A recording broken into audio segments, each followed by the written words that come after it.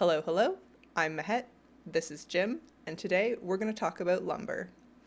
The new gathering profession coming at midnight isn't really a gathering profession in the way that mining or herbalism is. Instead, you learn it from one of these two NPCs, one in the Horde and one in the Alliance neighborhood, and they'll sell you an axe item which allows you to see lumber nodes on your minimap. This works a lot like the herbing and mining item that Nostwin provided us in Legion Remix. Each expansion has a different type of lumber, and it's a core part of crafting housing decor for all professions. Let's take a closer look. Starting back where it all began, vanilla zones are where you will find ironwood lumber. Here's a look at all of the items that you can make using ironwood lumber, including some favorites of mine, the dark iron table saw, and the gnomish steam-powered bed. Quite a lot of these use Essence of Undeath or Black Lotus, so if you're looking for mats to farm ahead of time, you can start with those. Ironwood lumber can be found just about anywhere, but I'll probably be farming it in Tirisfal Glades and Ashenvale. This is largely because I'm a Horde girly, and I don't want to get stuck in the trees of Elwyn Forest.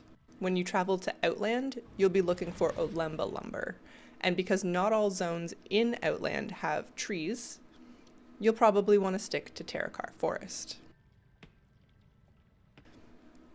Olemba lumber will be used to craft a lot of extremely cool Draenei themed stuff, including these Draenei hollow dais and paths. I don't main a Draenei, but I might after this.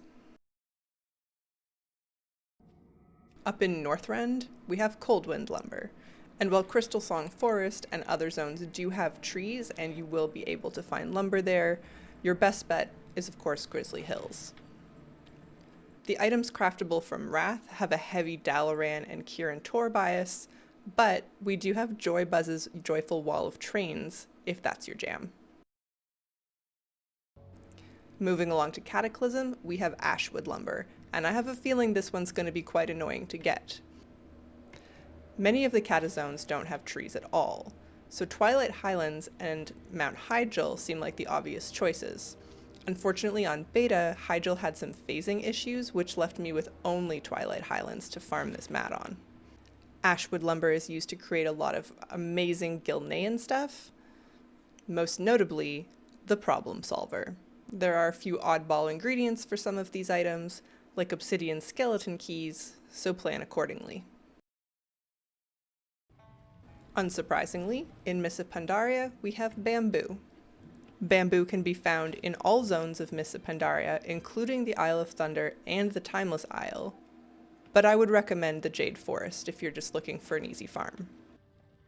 Here are the items that will be craftable with bamboo. I suspect the Jade Temple Dragon Fountain will be very popular, but I'm a big fan of the reconstructed Mogu Lightning Drill. Save up on your spirits and motes of harmony, you'll need a lot of them. Sadly, when I ventured to Warlords of Draenor on the beta to check this out, Shadowmoon lumber appeared to be nowhere at all. Given the name, I suspect Shadowmoon Valley will be the place to go once it's implemented. Like the Olemba lumber from BC, crafting with Shadowmoon lumber will get you a lot of great Draenei themed gear. I might need to race change. Should you travel to the Broken Isles, you'll be harvesting Fell-touched lumber, and all zones, including the Broken Shore, will have it for you. While I was exploring, I found Stormheim and High Mountain to have the highest density of this, and farming in those zones will also save you the aggravation of hitting branches in Val'sharah. Nightborn players will likely be farming a lot of Fell-touched lumber, as there are some gorgeous Suramar-themed items that you can make. Sadly, it looks like we'll also need a lot of Demon Steel. Moving along to the battle for Azeroth, you can skip the Horde zones entirely. If the beta is anything to judge by, the best place to get Dark Pine lumber will be Drustvar. I was hoping for a lot of Drust-themed decor to come out of this, but just about everything is Borealis or Zuldazar themed. There is a great Tidesage totem though for the Shadow Priests out there. Crossing the Veil into the Shadowlands, we're looking at Arden lumber. Arden lumber is only available in Bastion, Revendreth, Maldraxxus, and Ardenweald, so you have no reason to go to the Maw, Korthia, or Zareth Mortis for this material. I'll be farming in Bastion because once again, I don't trust myself not to fly into tree branches. There's a good range of items that you can make with Arden Lumber from all covenants and some of the cartels. In all zones of Dragonflight, excluding Zaralek Caverns, you'll find Dragonpine Lumber. Dragonpine Lumber will make you a lot of gorgeous Valdrakken-themed goods, and some very special book sets, themed around the blue, green, and red Dragonflights. Surprised to no one at this point, I'll be doing my farming in the Onaran Plains, where we're low on obstacles.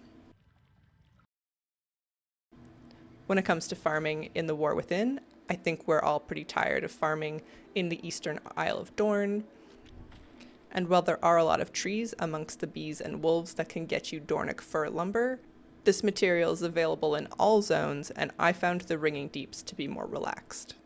Dornic fir lumber will make you a lot of great Algari-themed goods, but more importantly, some fantastic goblin string lights. When Midnight launches, we'll have access to Thalassian lumber, and according to current info, there's about 52 items that can be crafted with it. I'll include a link to the WoW Housing DB in the description.